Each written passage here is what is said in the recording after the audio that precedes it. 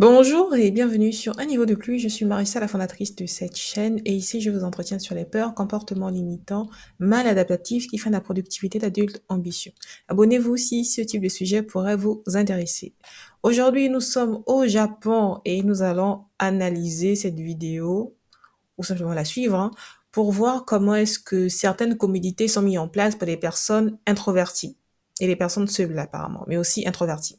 J'aimerais donner mon avis à chaud comme ça, du coup on y va. There are many lonely people in Japan who don't even have someone to go out to lunch with. Some of them suffer from this and even turn to special companies. They provide you with a friend for a day or a few hours for money, with whom you can have fun or chat in a cafe. But in Japan, there are a lot of introverts who Donc, la première partie de la vidéo, ils disent que comme il y a beaucoup de personnes au Japon, malheureusement, qui souffrent de solitude, donc il y a une espèce de business qui s'est mis en place pour permettre de louer un ami à la journée. Franchement, ça pourrait être intéressant de mettre ça en place. Pourquoi pas ici en Europe? Je ne sais pas si ça existe en Europe déjà, mais en tout cas, si au Japon, moi, je vote pour qu'il y ait des amis à la demande pour pouvoir aller faire du shopping ou découvrir de nouvelles activités si jamais, les amis que nous avons de la vie réelle ne sont pas disponibles ou bien en d'autres plans.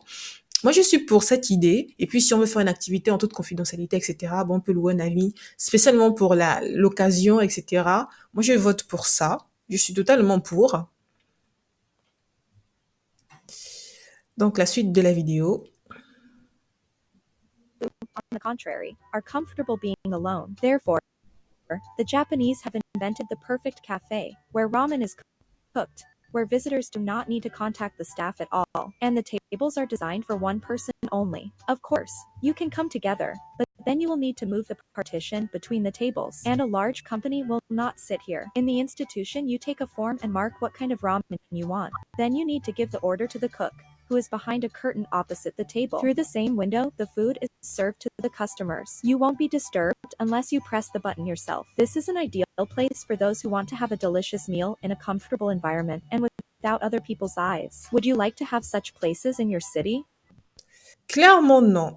Autant, après c'est mon avis personnel, vous dites ce que vous en pensez en commentaire, autant je suis pour louer un ami pour la journée, en tant que personne introvertie ou bien qui aime bien, voilà, ne pas forcément déranger les gens qui pourraient être indisponibles, etc.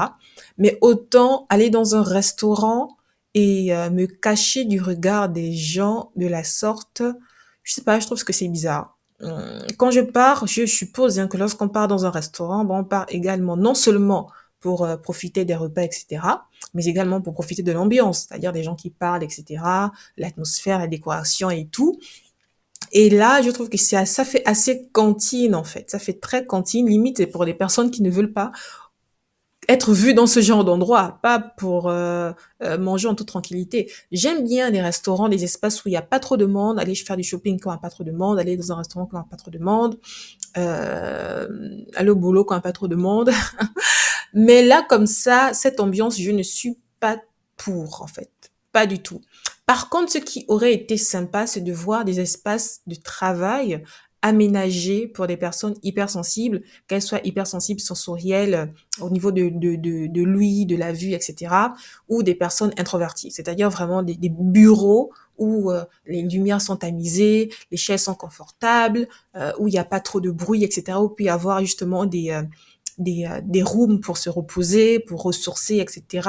Vraiment des espaces conçus pour des personnes introverties, certes, c'est-à-dire avec des bureaux, mais aussi pour des personnes hypersensibles, des hypersensibles cognitives, c'est-à-dire les personnes qui ont des pensées en popcorn comme moi, etc., pour vraiment avoir des points où canaliser en fait cette hyperstimulation, mais également des personnes qui sont hypersensibles de la vue, c'est-à-dire avoir des couleurs bien spécifiques pour ne pas trop stimuler les yeux, etc., ou même pour les oreilles, c'est-à-dire vraiment avoir des bureaux qui sont assonorisés et voici justement ce genre de trucs, quoi. Moi, c'est ce qui m'intéresserait. Et pour les restaurants comme ça, non, pas trop fan. Dites-moi ce que vous en pensez en commentaire. Et je vous annonce que je lance ma masterclass pour enfin avoir des clés qui vous permettront d'être épanoui au boulot en tant que personne hypersensible. Je vous mets je vous mets dans la barre d'infos le lien, je vous laisse vous abonner et je vous dis à une prochaine fois. Prenez soin de vous et un niveau à la fois. Ciao.